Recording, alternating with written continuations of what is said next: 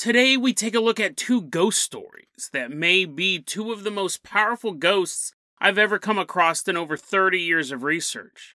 First off, is it possible that when a young girl died, her spirit was so powerful, it could be everywhere at once?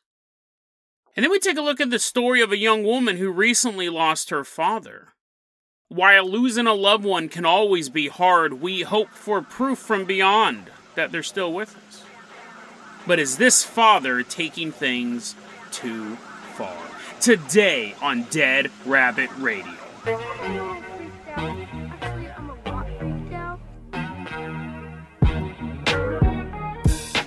Hey everyone, welcome back to another episode of Dead Rabbit Radio. I'm your host, Jason Garviner. I'm having a great day. I hope you guys are having a great day too. I hope you guys had an awesome weekend, whatever you were doing. I'm hoping it was cool.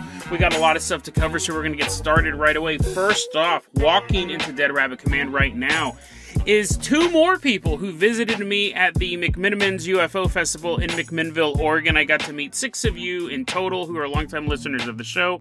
What a treat for me. Walking into Dead Rabbit Command right now, give it up for Aaron and Kate. Woo! Yeah, they're walking in, they're breakdancing, bringing out cardboard, spinning around. You gotta clean that up, clean up that cardboard. And while they're done, they do a little b-boy pose at the end. That's how we know they're done dancing. Aaron and Kate, you're going to be our captains, our pilots this episode. If you guys can't support the Patreon or if you can't meet me in real life, I'm sure one of those is easier to do than the other. That's okay. It really is. Just help spread the word about the show. You have no idea how much that means to me when you guys are out there and telling people about Dead Rabbit Radio. That's really the main driver for whether or not a podcast is successful. And this podcast is successful because of you guys.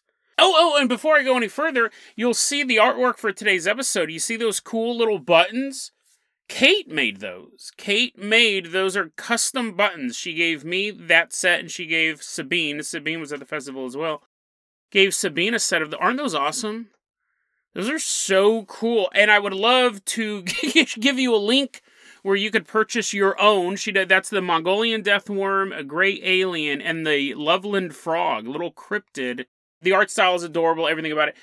But Kate's store is not online right now. There's some thing. The feds raided it. They're like, you know too much about the Loveland Frog. You can't put these out anymore. No. And then Kate, when you're hearing this episode, when you do get your store back online, shoot me an email. I'll put a link in and I'll feature your buttons as well. Fantastic, though. I know you guys would love to support her art as well. Aaron and Kate, I have matching keys for the Jason Jalopy. Let's go ahead and toss those to you guys. We are leaving behind Dead Rabbit Command. We are driving all the way out to Phoenix, Arizona. Driving on out there. The reason why we're headed out to Phoenix, Arizona is we have to take a look at this story is crazy. Now, to be fair, I've done a lot of research and other people have done a lot of research and we can't prove whether or not this story is true. This is one of those stories that has a lot of detail to it. But no one's been able to verify whether or not the story's true. It may just be an urban legend. It may be an actual haunting. Who knows? But I definitely an interesting ghost encounter. And I've been studying this stuff for near on 30 years at this point. It's August 6th, 1995. And we're in Phoenix, Arizona. Right now we're walking down 5th Avenue.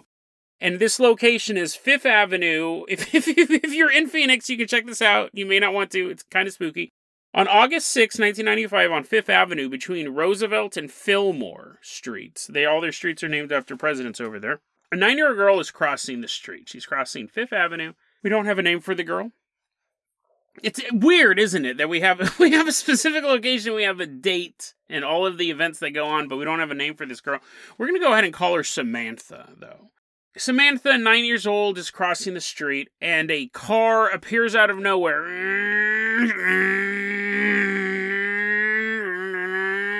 And it's headed right towards her.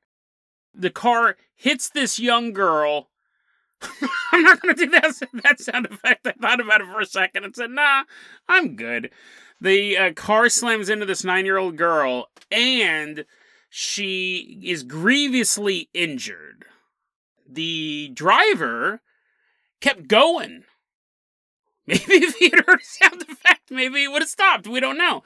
But the car hit this girl, and the driver kept going. It was a hit and run. And to this day, that driver has never been arrested for this. Now, again, this might be made up. This might be totally fictional. I don't want the Arizona police to be listening to this episode. They're like, boys, let's break open the cold case file. And they're just like arresting people.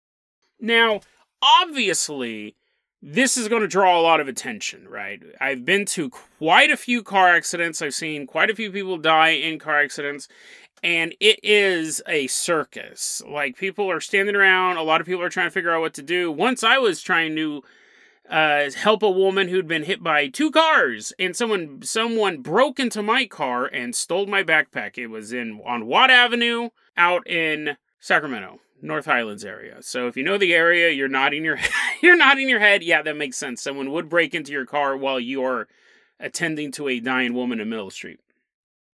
Anyways, you get a bunch of people show up at this stuff. It's horrific, and people are trying to figure it out, and some people are just looky-loos. It's shocking. It's so shocking to see a human die during, like, mid-time traffic. It doesn't happen that often that it happens in public. It used to all the time, right?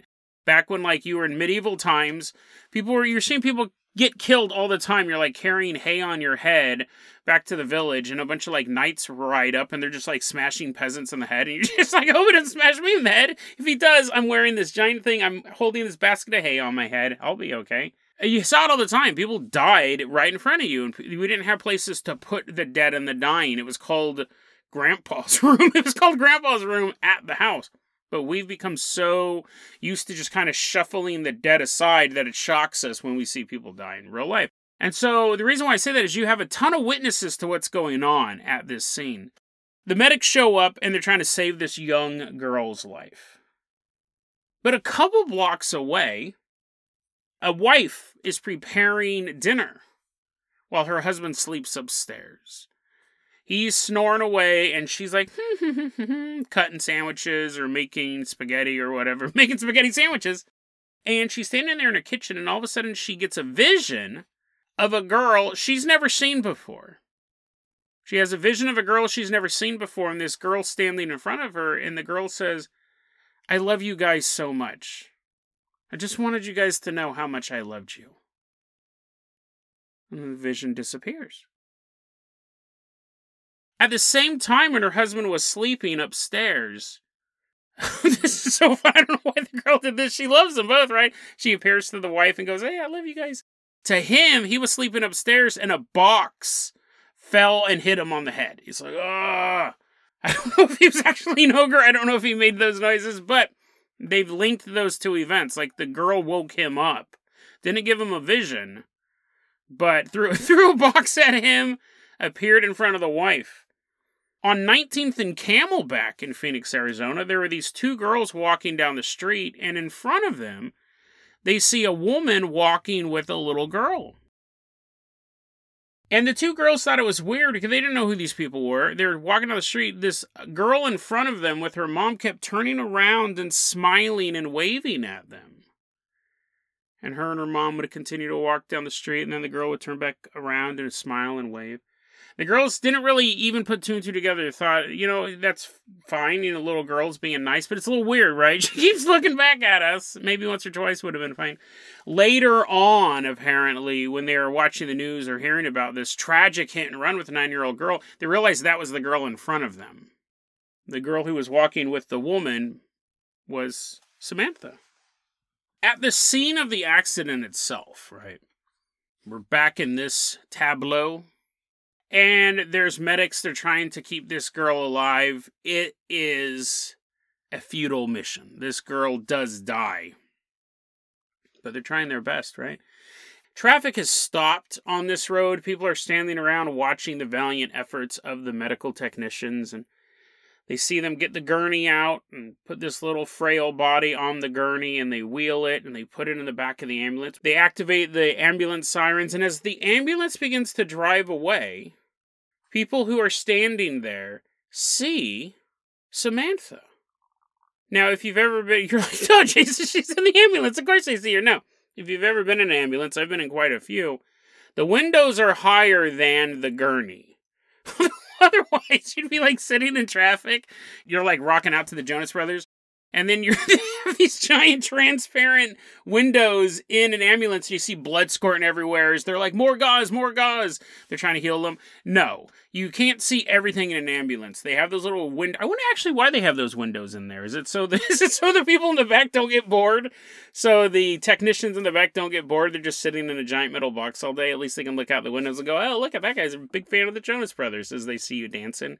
But the windows are higher than the gurney. So the fact that they see the girl, is she standing up? The only way you could do this is if the girl was standing up and peeking out of the windows. And as this ambulance is pulling away, several witnesses at the scene saw the little girl, her face and her hands pressed against the ambulance windows, staring out at them. Woo, woo, woo.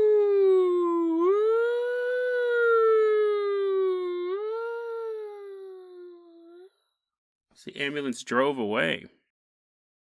Now, I don't think anyone was like, oh, that means she's okay. If she's, they obviously anyone who saw her get hit by this car, the aftermath, no, she's not standing up anytime soon. So the general consensus at the scene would have been like, dude, that was her ghost.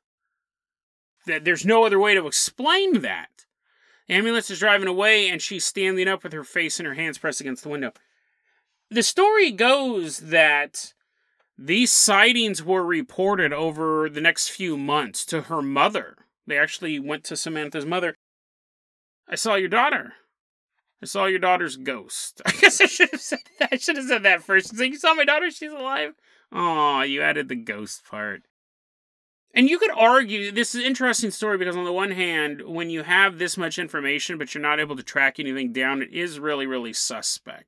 But on the other hand, I will say this, just from years of researching this stuff, and especially the last 4 years where I've really been trying to document my sources for you guys, any story that takes place, I would argue, before 2005, maybe even make it a little bit higher, 2008, it's really, really hard to find sources. It's not impossible. It's not impossible. We've done it in the past, but these little stories that sure would have been in the newspaper, they would have been on like the Arizona Register or the Phoenix Times or whatever newspaper. You have to, back in 1996, they weren't even digitally archiving this stuff. You can get digital archives of this newspaper, but then you have to scroll through a bunch of papers trying to find any reference to this. And to be fair, I tried, and others have tried, because it's such an evocative story, isn't it? We want to find proof of this, but it's harder to find proof unless it's been published in a book. Even newspapers get spotty because it may not be completely digitized. But assuming that this story is true, the mother's name and the girl who got hit by the car, their names would be in the newspaper. So the fact that people would be contacting the mother later on over the next couple of months, that tracks. That tends to happen when tragedies happen. Every time the story gets brought up, or especially initially when it's out, people will reach out to the family. So if the story's true, the fact that they're able to track down the mom, it makes sense. It makes sense. So I could see that happening over the next couple months. People sharing this story with her. The mother didn't really feel left out from this whole experience, though, because she also reported that she would often have dreams that her daughter was there communicating with her. And the dreams were so vivid, it felt like they were real, but then she woke up and it was just a dream. So she seemed to be, I imagine that's pretty common with people going through grief of losing a child. But it's definitely an interesting story. Really and I haven't come across anything like this, at least that I can remember. First off, there's the bilocation. I believe we've covered this on the show before. It's a paranormal phenomenon. It's not super common, but it's not super rare either. Sometimes it gets attributed to stuff like shape-shifting demons. Sometimes it gets attributed to things like skinwalkers or alternate realities. But bilocation literally means in two places at once. We actually covered that story recently about that I thought could be alternate reality. About the two girls in the bathroom in the basement. I'll put that episode in the show notes. I really like that one. But basically, it is, you're at home, and your roommate comes in, and they walk into your room, and you're just, like, sitting there. And you're like, hey, Joe, what's up? And he walks by, he goes in the room. And then you get a call from Joe, and he's down at Walmart, and he wants to know if you want to get any honey roasted almonds. We see a lot of that online, but it's not the most rare. It's not the most common. It's also not super exciting, really. Like, you're like, oh no, Jason, did he get the almonds? I need to know. It just, sometimes we find weird ones, like the thing that happened in the basement, but for the most part, it's just people being seen in two places at the same time. I can't recall a time that a ghost has done that. And I can't recall a time when a ghost did that while the body was still alive. That's another interesting quirk of this. The girl was dying. She wasn't dead, and yet her spirit was being seen all over town. Remember, if this story's true, those are the cases we hear about.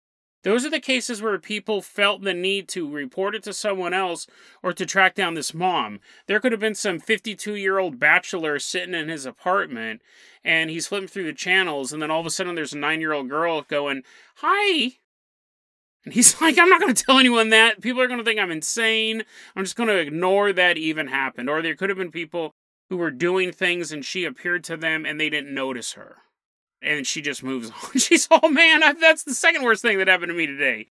It's super weird, because we have the bilocation, we have the ghost while she's still alive thing, and then her contacting people who have no connection to this girl is quite odd.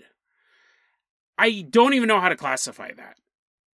I'll try, though, because this was my theory with this one. I thought, what if this girl was going to play... None of them had met this girl before this time, but what if this girl was going to play a part in their lives? The webbing of fate had been laid out, and she was going to meet the couple. She was going to drop a box on that dude's head no matter what. She was going to meet these couple. She was going to hang out with these girls at some point. She was going to interact with all of them in the future. But this hit-and-run accident cut her life short. But her psychic influence, like her ability to see who she was going to love and who she was going to be friends with and all this stuff, even though those things hadn't happened yet, she was able to interact with them. That's really the only thing I can think of. Like, she may have been someone who was going to be very influential when she was older, but she died. And yet, the strings of fate kept pulling her to meet those people. And again, there may be a lot of other people that she would interact with in the future she hadn't met yet. And that she appeared to as a ghost saying goodbye, and they didn't report it to us. Very, very weird ghost story. Very bizarre. Could be totally made up. We have a lot of specifics, and then we don't have the right specifics. Names. We don't have any sort of news article on this for such a brutal crime.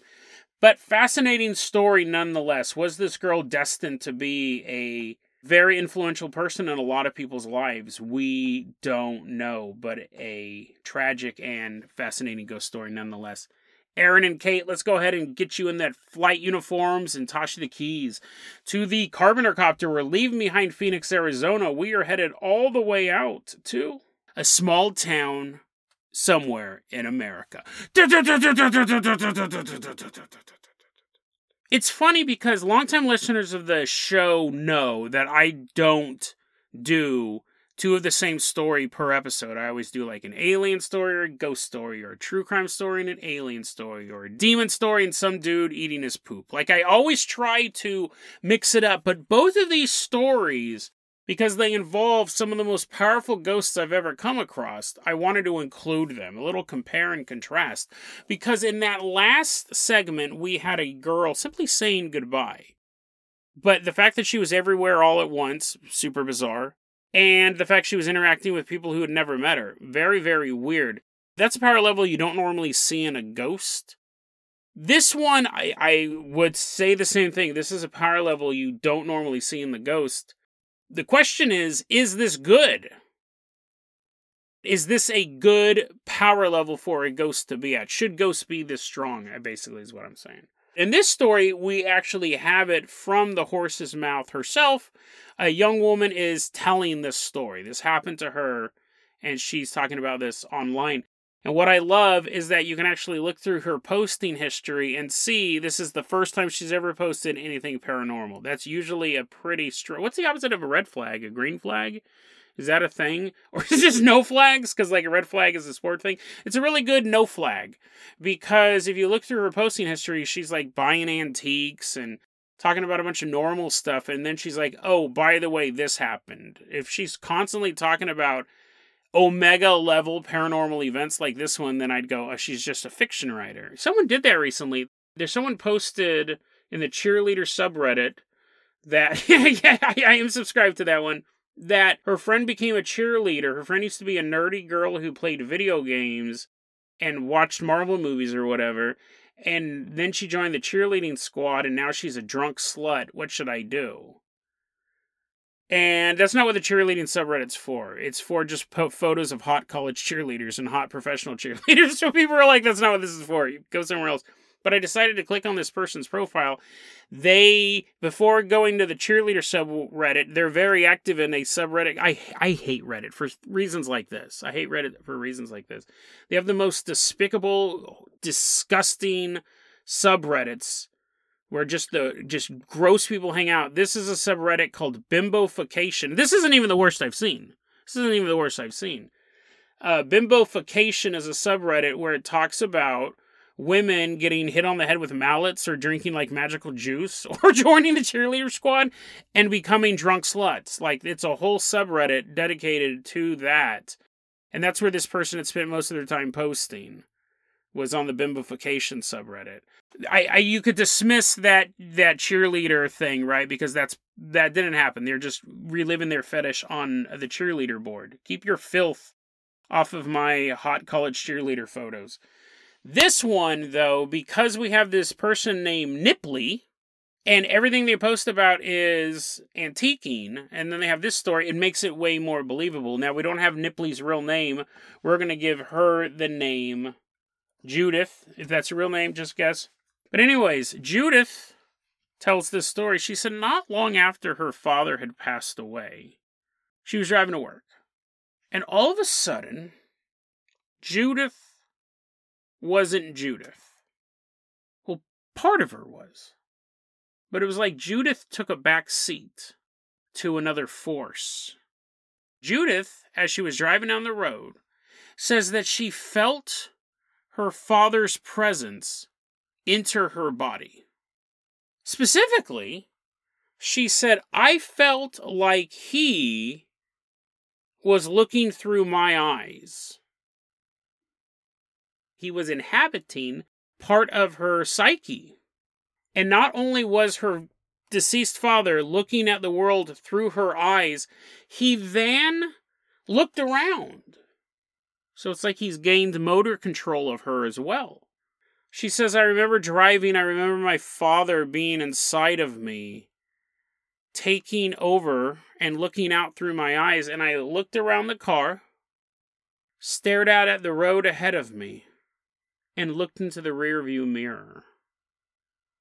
And she said, when I looked in the rearview mirror, it was me. Like, I saw me. But I could also feel my father's presence staring out of my eyeballs. She says this only lasted a few moments. And then the sensation was gone. But she didn't mention it to anyone.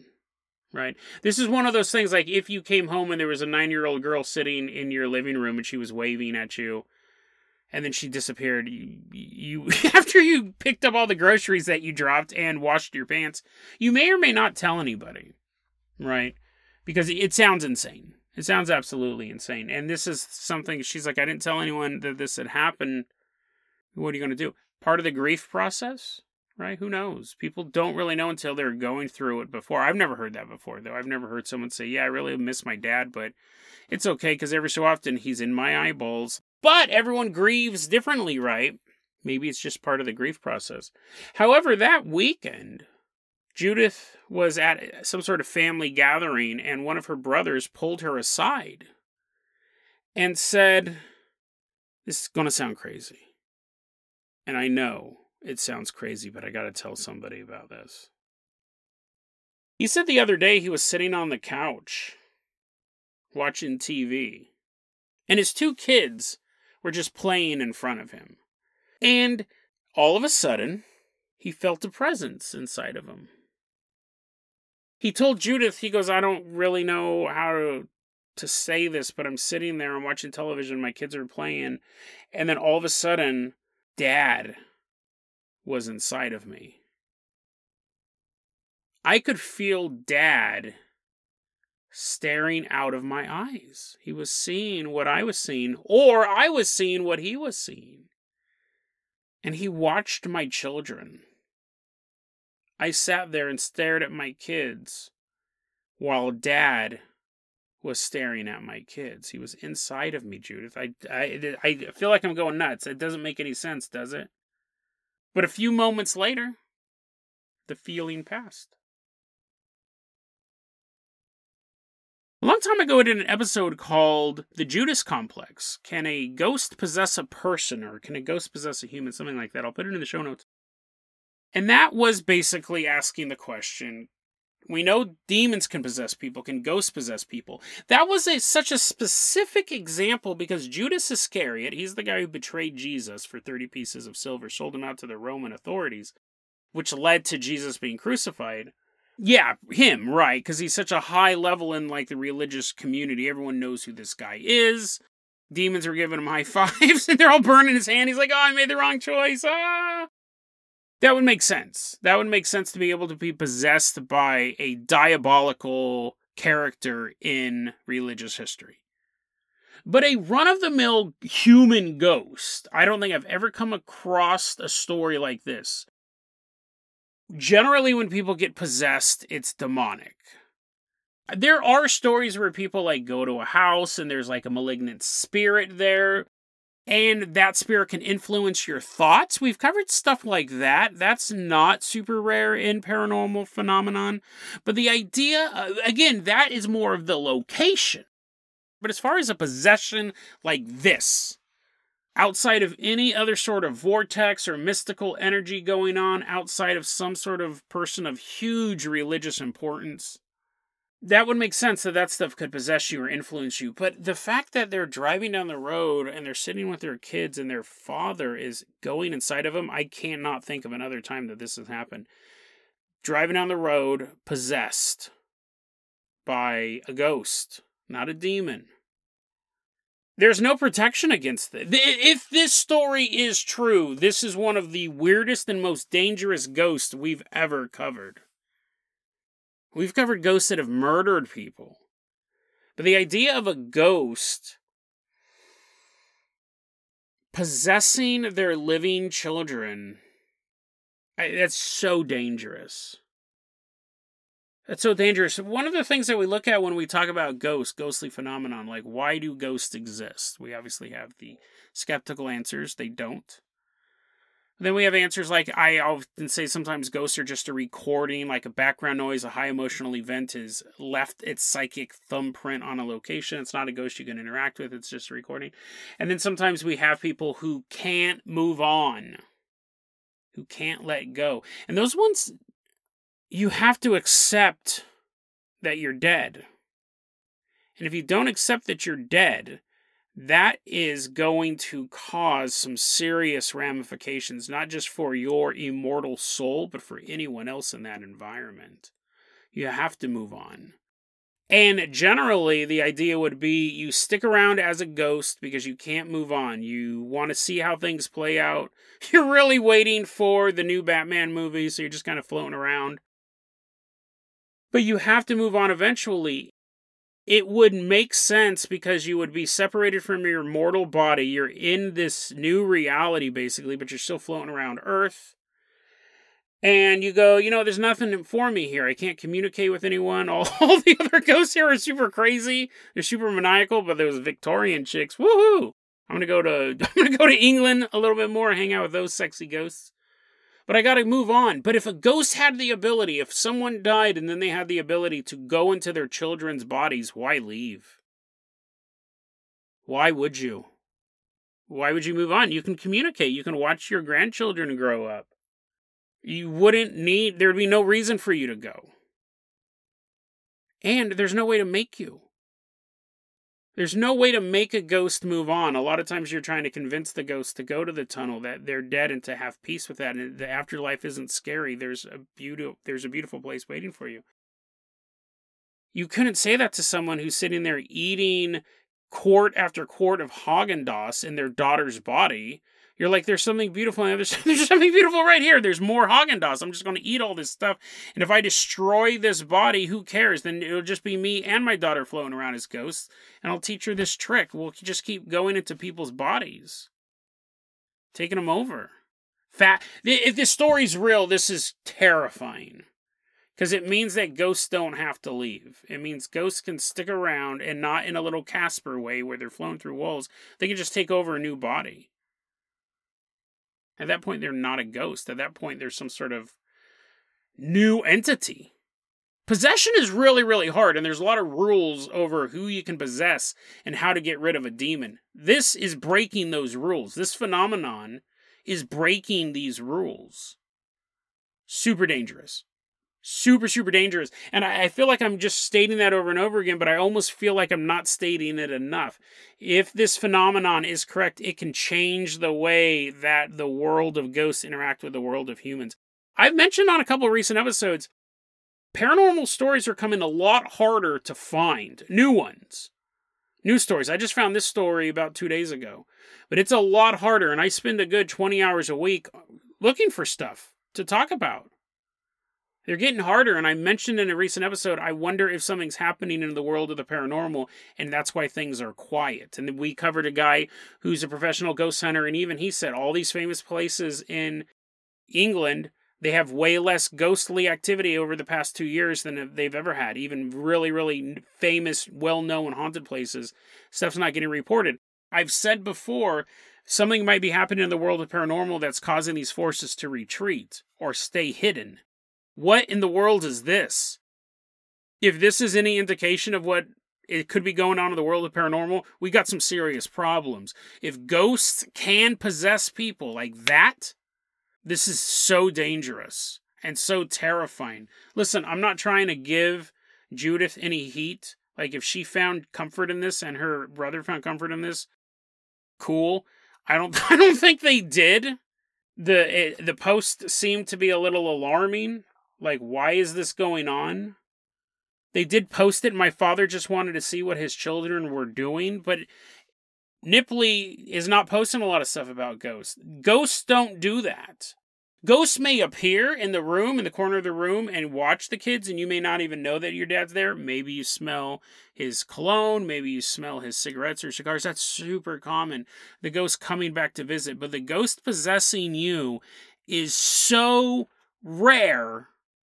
I don't think I've come across anything like this before outside of Judas. And even when I did that episode, when I said, can a ghost possess a human? A lot of you guys said no. Must have been something else. I got a lot of comments saying, no, a ghost cannot possess a human. That was a demon disguised as Judas. And you guys, when you listen to this show, this is deep level paranormal stuff. Casuals do not listen to this show because we cover obscure topics.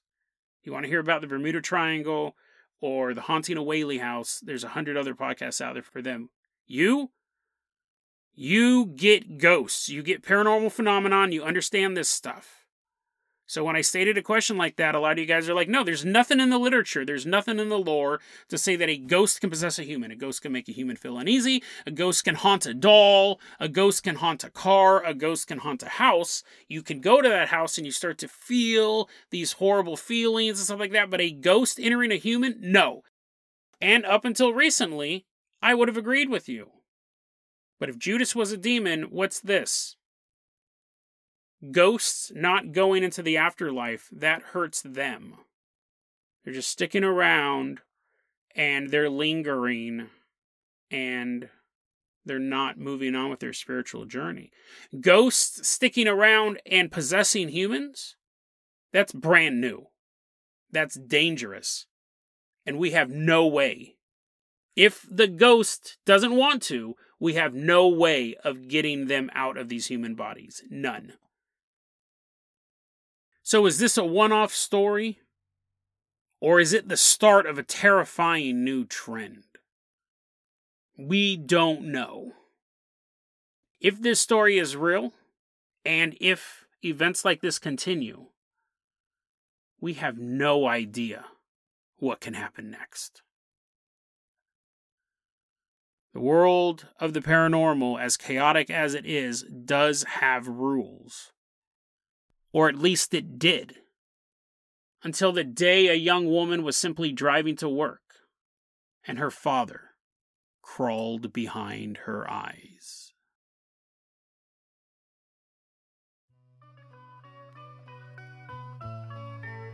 DeadRabbitRadio@gmail.com is going to be our email address. You can also hit us up at Facebook.com/DeadRabbitRadio. TikTok is at DeadRabbitRadio. Dead Rabbit Radio is the daily paranormal conspiracy and true crime podcast. You don't have to listen to it every day, but I'm glad you listened to it today. Have a great one, guys.